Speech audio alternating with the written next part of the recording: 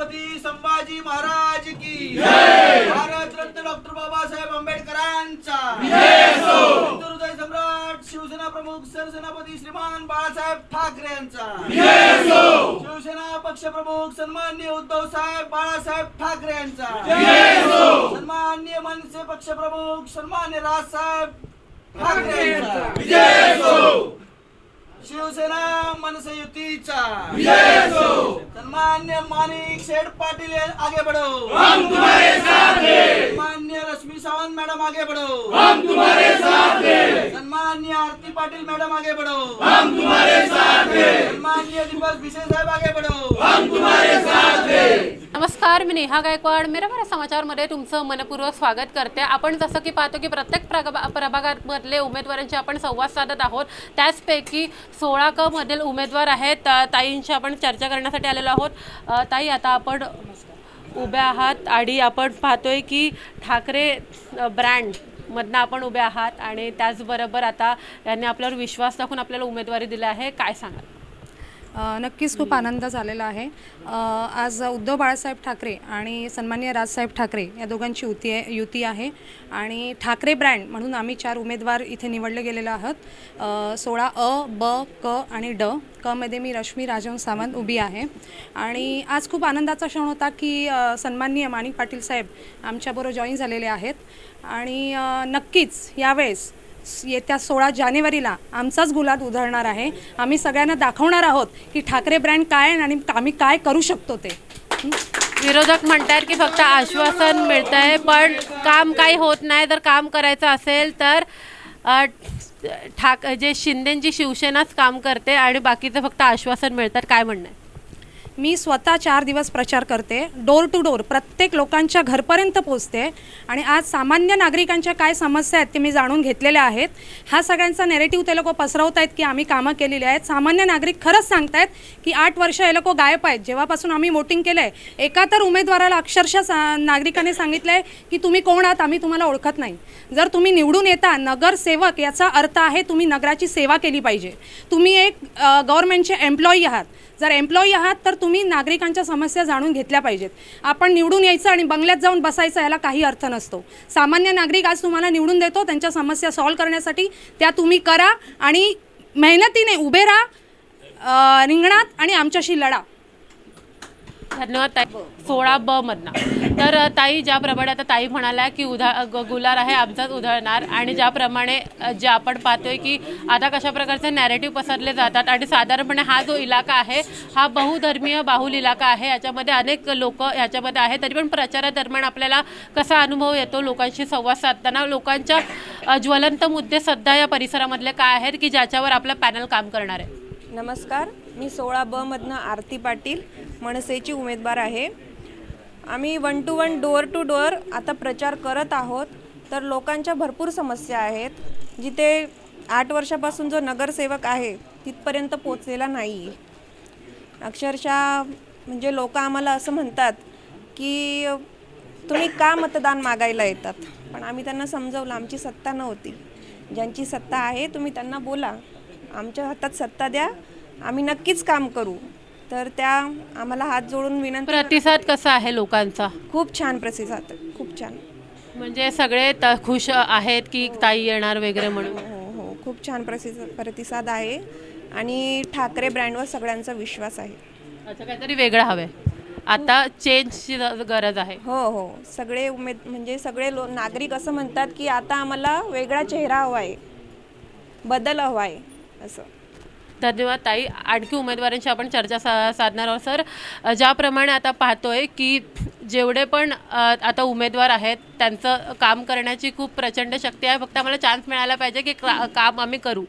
तर या संदर्भात हा जो इलाका आहे आरोग्याच्या समस्या पण खूप इथे आपल्याला पाहायला मिळतात। इथं जवळपास हॉस्पिटल पाहायला गेलं तर नाही आहे जे प्राथमिक उपचार हवेत। तर त्यासाठी आरोग्याच्या दृष्टीने काय आपण काम करणार आहात जेव्हा आपण उमेदवार म्हणून निवडून याल?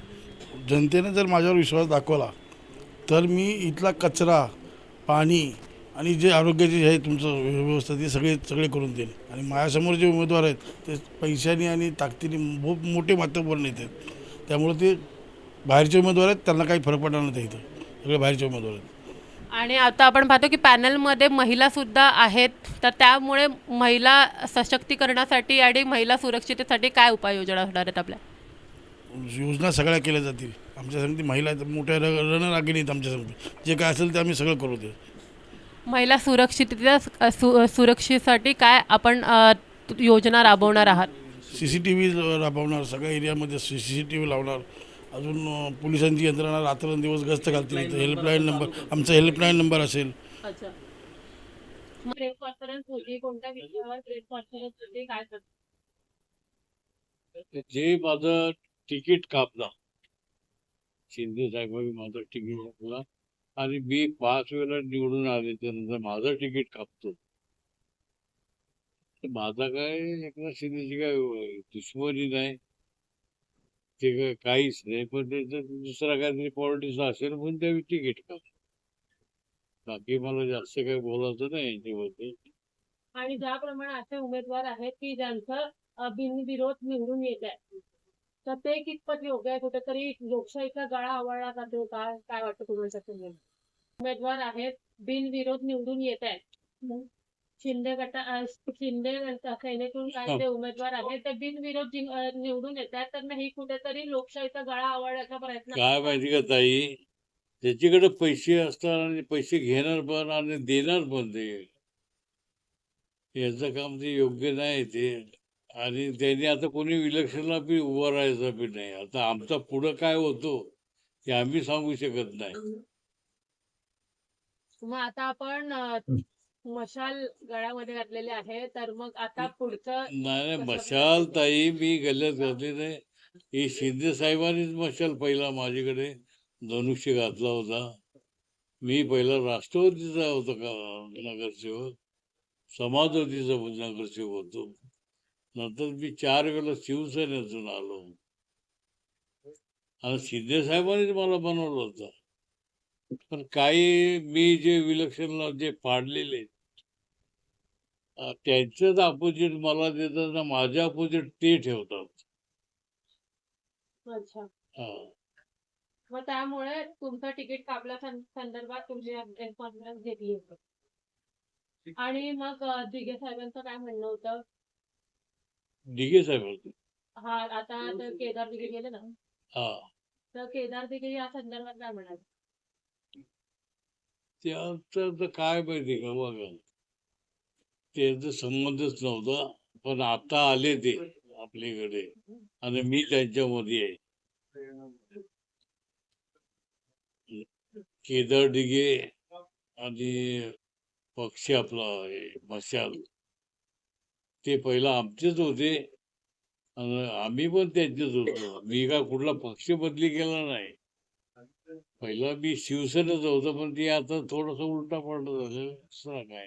ज्याप्रमाणे आता तुमचं तिकीट कापलं गेलेलं आहे, बरोबर, आपल्या सोबत जे आहेत हजारो कार्यकर्ते असतील त्यावेळेला, आणि त्याच्यानंतर आता जे आहे तुमचं तिकीट कापलं गेलं नसेल, मग कार्यकर्त्यांचं मत नक्की म्हणजे कार्यकर्ते नक्की कोणाबद्दल, तुमच्या बाजूने आहेत की शिवसेनेच्या बाजूने?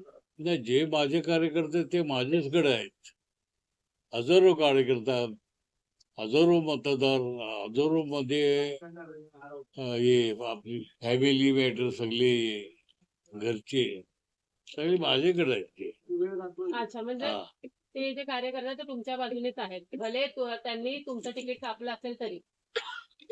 मॅडम, मी त्यांना मनोज शिंदेला पाडला होता, पण मी त्याला 3232 पाडला. पण तोच माझ्या परत विरुद्ध दिलेला आहे मनोज शिंदे. आणि शैलेश शिंदे हा 3 वेळा पडलेला आहे माझ्याकडे. मी त्यांना गिनतीमध्ये नाही करत. म्हणजे जे बदल आहेत ते बदल घडण्याची कुठेतरी शक्यता आहे. सगळेच जे उमेदवार आहेत ते खूप इथे आत्मविश्वासाने पुढे येत आहेत की आम्हाला एकदा चान्स द्या की आम्ही काहीतरी बदल घडवून देऊ. कारण का आता लोकांना बदल पाहायचा आहे, परिवर्तन पाहायचं आहे, आणि जेव्हा चान्स मिळेल ठाकरे बंधूंना ते कुठेतरी बदल नक्की होईल असं यांचं म्हणणं आहे. त्यामुळे अशाच अपडेट्स आपल्या जोडून राहणे. ह्या गायकवाड, बरं समाचार, ठाणे.